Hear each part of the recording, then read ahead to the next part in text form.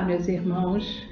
Hoje vamos dar continuidade ao estudo do Evangelho segundo o Espiritismo. Vamos estudar hoje o capítulo 1, itens 9 e 10.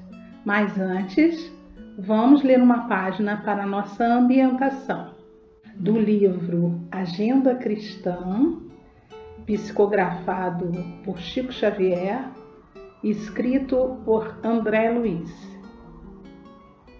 Item 9. Nas conversações. Não se irrite com o interlocutor se não lhe corresponde à expectativa. Talvez não tenha sido você suficientemente claro na expressão. Se o interpelado não atende de pronto, cale as reclamações. É provável que ele seja gago, e se o não for, a descortesia é uma infelicidade em si mesma. Quando alguém não lhe der a informação solicitada com a presteza que você desejaria, não se aborreça. Recorde que a surdez pode atacar a todos. Evite os assuntos desconcertantes para o ouvinte. Todos temos zonas nevrálgicas no destino, sobre as quais precisamos fazer silêncio. Não pergunte a esmo. Quem muito interroga, muito fere. Cultive a delicadeza com os empregados de qualquer instituição ou estabelecimento onde você permaneça de passagem. Sua mente quase sempre está despreocupada em semelhantes lugares e ignora os problemas de quem foi chamado a servi-lo. Seja leal, mas fuja à franqueza descaridosa. A pretexto de ser realista, não pretenda ser mais verdadeiro que Deus, somente de cuja autoridade amorosa recebemos as revelações e trabalhos de cada dia. Se o companheiro lhe fere o ouvido com uma resposta, tenha calma e espere o tempo. Possivelmente já respondeu com gentileza 99 vezes a outras pessoas, ou talvez acabe de sofrer uma perda importante. Ajude conversando. Uma boa palavra auxilia sempre. Lembre-se de que o mal não merece comentário em tempo algum. Graças a Deus. Vamos então fazer nossa prece de abertura?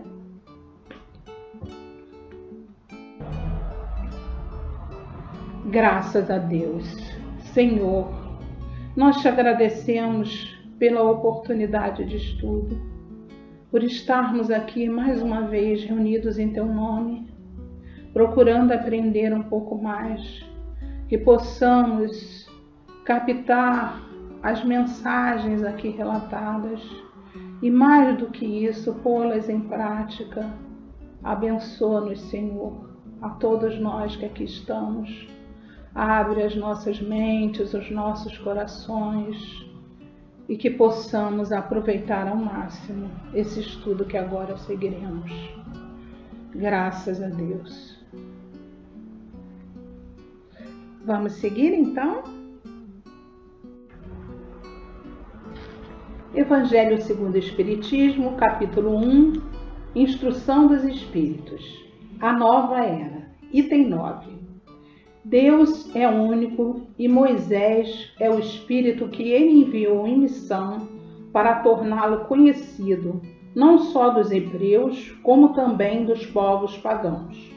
O povo hebreu foi um instrumento de que Deus se serviu para se revelar por Moisés e pelos profetas, e as vicissitudes por que passou esse povo destinavam-se a impressionar os olhos dos homens e a fazer cair o véu que lhes ocultava a divindade.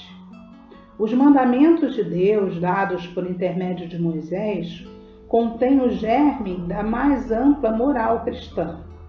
Os comentários da Bíblia, porém, restringiam-lhe o sentido, porque, praticada em toda a sua pureza, não a teriam então compreendido. Mas nem por isso os 10 mandamentos de Deus deixaram de ser uma espécie de frontispício brilhante qual farol destinado a iluminar a estrada que a humanidade devia percorrer. A moral ensinada por Moisés era apropriada ao estado de adiantamento em que se encontravam os povos que ela se propunha a regenerar. E esses povos semi-selvagens, quanto ao aperfeiçoamento da alma, não teriam compreendido que se pudesse adorar a Deus de um outro modo que não por meio de holocaustos, nem que se devesse perdoar a um inimigo. A inteligência deles, notável do ponto de vista da matéria e mesmo das artes e das ciências, era muito atrasada em moralidade e não se teria convertido sobre o império de uma religião inteiramente espiritual. Era-lhes necessária uma representação semimaterial, tal como então a oferecia a religião hebraica. Os sacrifícios, pois, lhes falavam aos sentidos, enquanto a ideia de Deus lhes falava ao espírito. O Cristo foi o iniciador da moral mais pura, da mais sublime, a moral evangélico-cristã, que há de renovar o mundo, aproximar os homens e torná-los irmãos, que há de fazer brotar de todos os corações humanos a caridade e o amor do próximo e estabelecer entre os homens uma solidariedade comum, de uma moral, enfim, que há de transformar a terra, tornando-a morada de espíritos superiores aos que hoje a habitam. É a lei do progresso a qual a natureza está submetida que se cumpre, e o Espiritismo é a alavanca de que Deus se utiliza para fazer que a humanidade avance.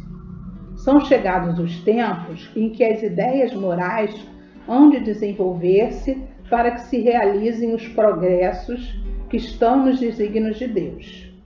Têm elas de seguir a mesma rota que percorreram as ideias de liberdade, suas percursoras. Porém, não se deve acreditar que esse desenvolvimento se faça sem lutas. Não. Aquelas ideias precisam, para atingirem a maturidade, de abalos e discussões, a fim de que atraiam a atenção das massas. Uma vez isso conseguido, a beleza e a santidade da moral tocarão os espíritos, e eles se dedicarão a uma ciência que lhes dá a chave da vida futura e lhes abre as portas da felicidade eterna. Moisés abriu o caminho, Jesus continuou a obra, o Espiritismo a concluirá. Um espírito israelita, Mulhouse, 1861. Bom, queridos, por que nós lemos todo o item 9? Porque aqui nós vamos conversando sobre Moisés, Jesus e o Espiritismo. Essa ordem mostra a fase em que nós nos encontrávamos. Quando aqui fala que no futuro a Terra será habitada por espíritos evoluídos de luz, esses espíritos seremos nós mesmos se progredirmos a esse ponto. Na época de Moisés, falava sobre a infância da humanidade. E quem estava lá? Nós mesmos.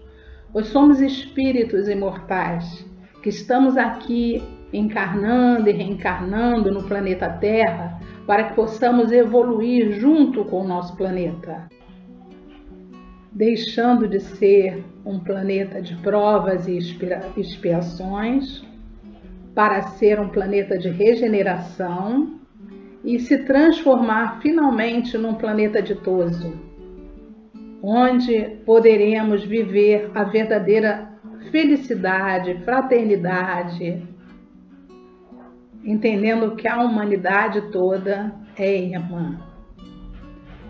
Então, quando Moisés aqui esteve, éramos ainda crianças espirituais.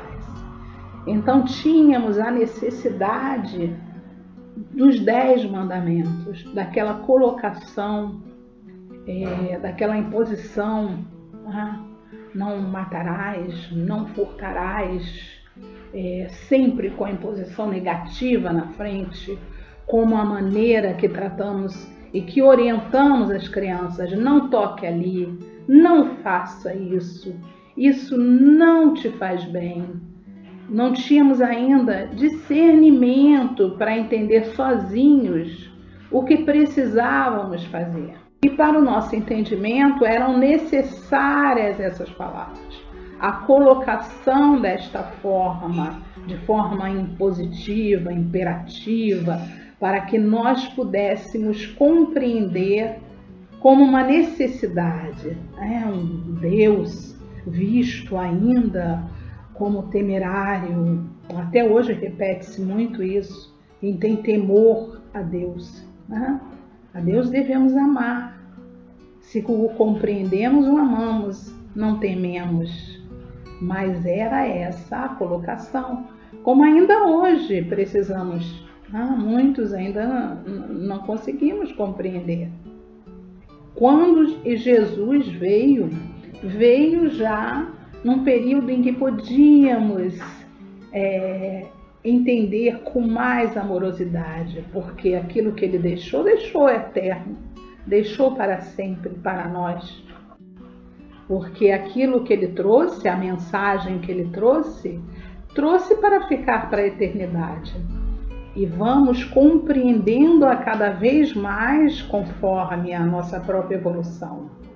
E quando ele trouxe, ele precisava que Moisés tivesse vindo antes, tivesse deixado o terreno fértil para que as suas mensagens fossem ouvidas. Ele já nos fala com amor, ele já nos fala de uma forma que pode chegar mais próximo ao nosso coração, nos tocar com amor, mostrando a verdadeira identidade de Deus, como Pai amoroso, trazendo a compreensão do perdão, do encontro com o outro, essa transformação que nós mesmos fomos vivendo. Aqueles espíritos que receberam a mensagem de Moisés no período em que ele estava encarnado, que estavam também na Terra encarnados, eram os mesmos que depois receberam as mensagens de Jesus e que já tinham condições de receber o mandamento maior: amar a Deus sobre todas as coisas e ao próximo como a ti mesmo. E isso estamos aprendendo ainda. Todos os mandamentos estão contidos neste, como Jesus explicou, porque quem ama o próximo não comete nenhuma das atrocidades mencionadas nos 10 mandamentos. E mais, o fundamento do amar a Deus sobre todas as coisas e ao próximo como a ti mesmo é compreender a existência de Deus em nós.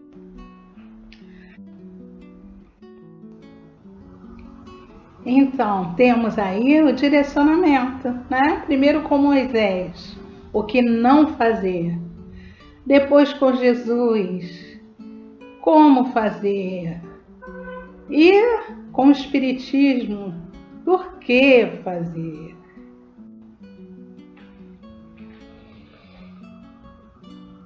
Prosseguindo, o item 10. Um dia, Deus, em sua inesgotável caridade, permitiu que o homem visse a verdade transpor as trevas. Esse dia foi do advento do Cristo. Depois da luz viva, as trevas voltaram. Após alternativas de verdade e obscuridade, o mundo novamente se perdia. Então, semelhante aos profetas do Antigo Testamento, os espíritos se puseram a falar e a vos advertir. O mundo está abalado em seus alicerces. O trovão ribombará. Sede firmes. O Espiritismo é de ordem divina, pois se assenta sobre as próprias leis da natureza. E crede, tudo que é de ordem divina tem um objetivo grande e útil. O vosso mundo se perdia. A ciência, desenvolvida à custa do que é de ordem moral, mas conduzindo-vos ao bem-estar material, revertia-se em proveito do espírito das trevas. Como sabeis, cristãos, o coração e o amor devem marchar unidos à ciência. O reino do Cristo, passados 18 séculos e apesar do sangue de tantos mártires, ainda não veio. Cristãos, voltai para o Mestre que vos quer salvar. Tudo é fácil àquele que crê e ama. O amor o enche de inefável alegria. Sim, meus filhos, o mundo está abalado. Os espíritos bons já vos disseram bastante.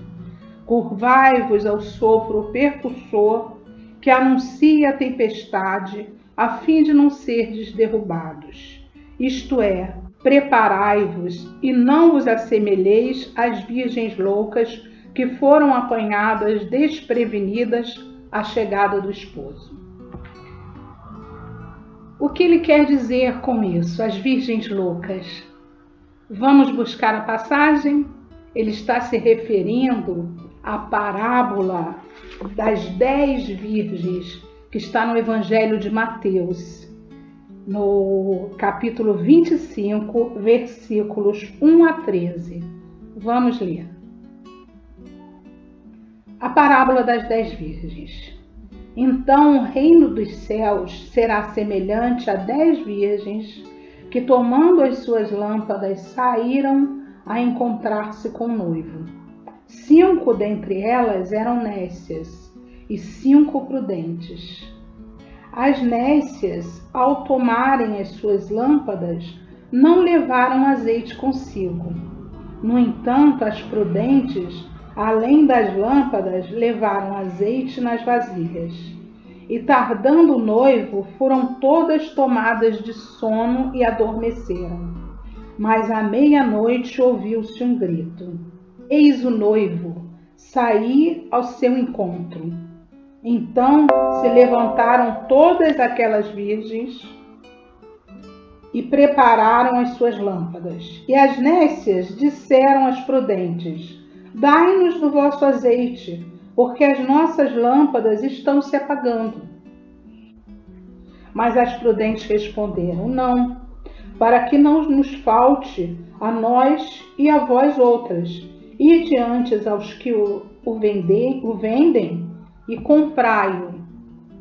E saindo elas para comprar, chegou o noivo.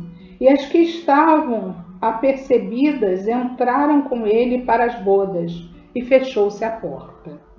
Mais tarde chegaram as virgens nécias, clamando: Senhor, Senhor, abre-nos a porta. Mas ele respondeu: Em verdade vos digo que não vos conheço. Vigiai, pois, porque não sabeis o dia nem a hora. Então, o que podemos concluir dessa parábola?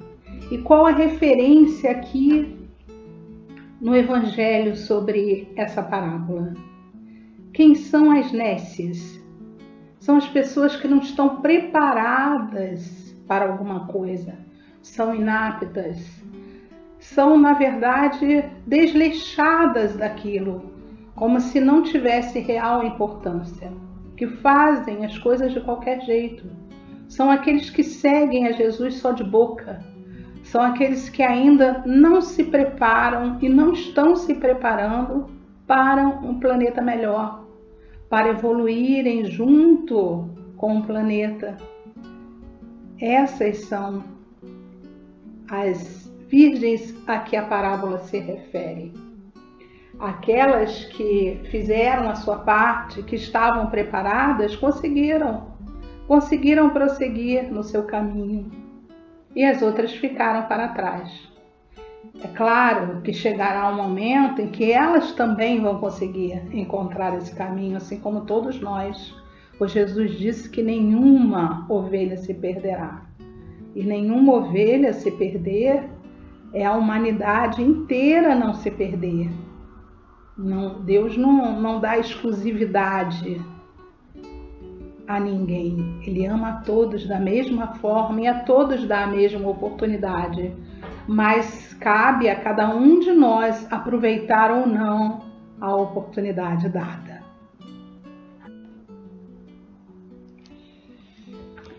A revolução que se prepara é antes moral do que material.